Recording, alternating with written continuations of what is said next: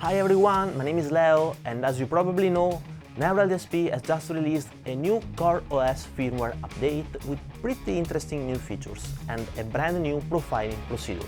In this video we are gonna check out what are the improvements both in terms of tonal preferences and impact on the latency. Let's start. First of all, the new training procedure offers, on paper, two main improvements. First, it is not done anymore inside the Quad Cortex hardware, but on the cloud, thus, in theory, using much more powerful computers that should be able to build more powerful neural networks. Second, it uses now whole new training impulses that, in my opinion, are now more in line with the ones in the NUM profiler. These improvements should provide us with better profiles, I mean profiles that are more faithful to the trained tube amp. We will of course check out if there are real improvements, also verifying if there is an impact on the latency. Now, as I was saying, the new training procedure is on the cloud, and we have new training impulses. Let's check out a bit the differences.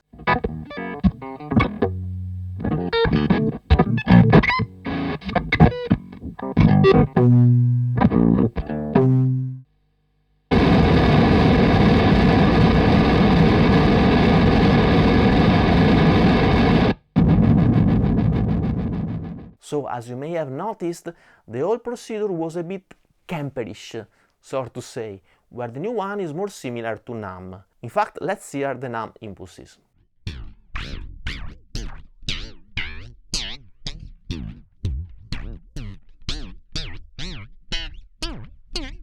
The new Quad Cortex impulses are more nervous, with more odd sounds that are suddenly changing, drastically changing. Keep this in mind for our further considerations later on in the video. Okay, now that we know the main differences in the actual training procedure, let's check out if we have improvements in the final results, I mean in the fidelity versus the real amp. Of course, in order to do it, we will use our beloved Null test, which is based on the principle that if we play at the same time two sounds with one of them phase inverted, the lower is the resulting integrated LUFS, the more the two sounds are close each to the other.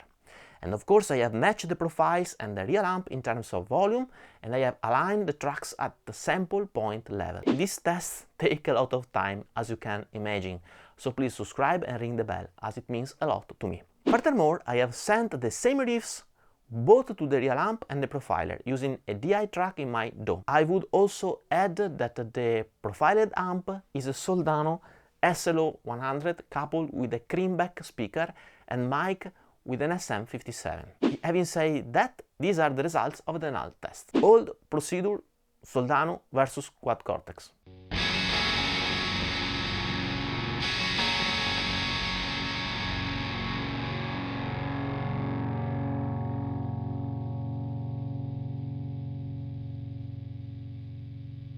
We have minus 33.2 LUFS. And now the same Null test, but with the profile created with the new procedure.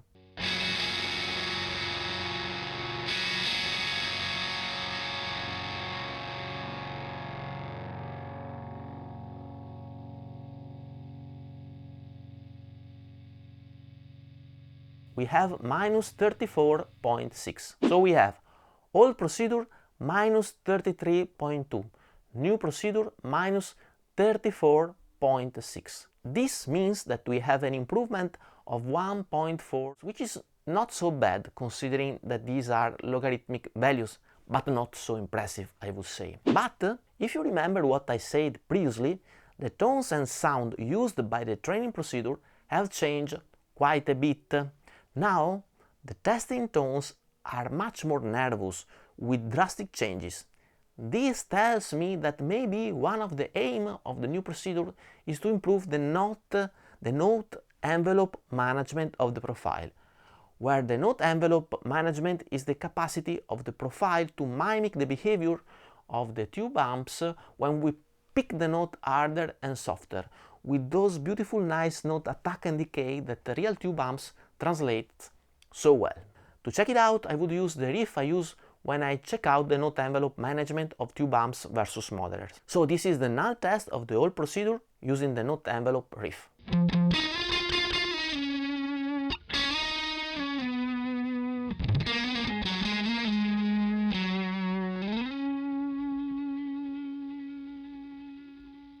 And this is the null test of the new procedure.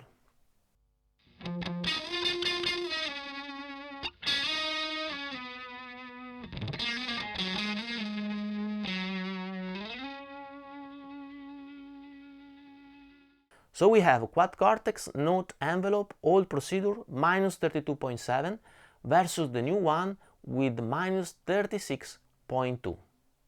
And here we have 3.5 dB of improvements, which is of course bigger compared to the 1.4 aforementioned.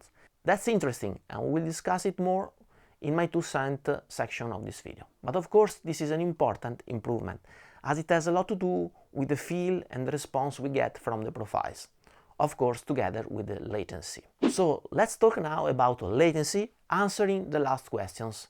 How does the new firmware update behaves in terms of latency? With an empty chain we have 1.9 milliseconds of latency.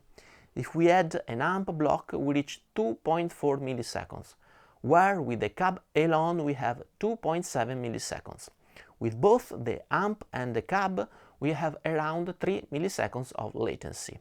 If we add a tube screamer, the latency increases at 3.2 milliseconds, and it stays at 3.2 even if we add time effects like reverbs and delays.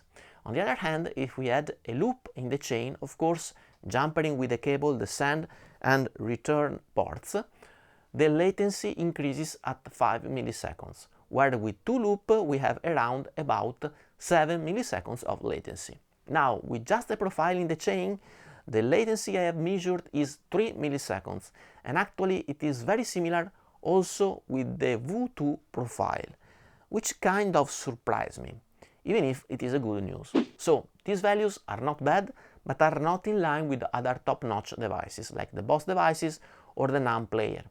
I know that you can be far from your speaker so that you may have the same 3 milliseconds latency, but please, as I always say, we have to take into considerations the overall latency of our whole system, as latency sum up.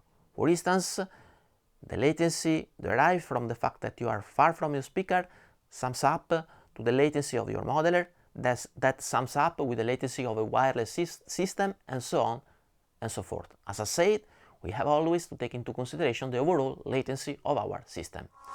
Final considerations here, and please notice that I have done these tests just for my personal experimentation, and you may not agree with me or with my conclusions, and this is totally fine.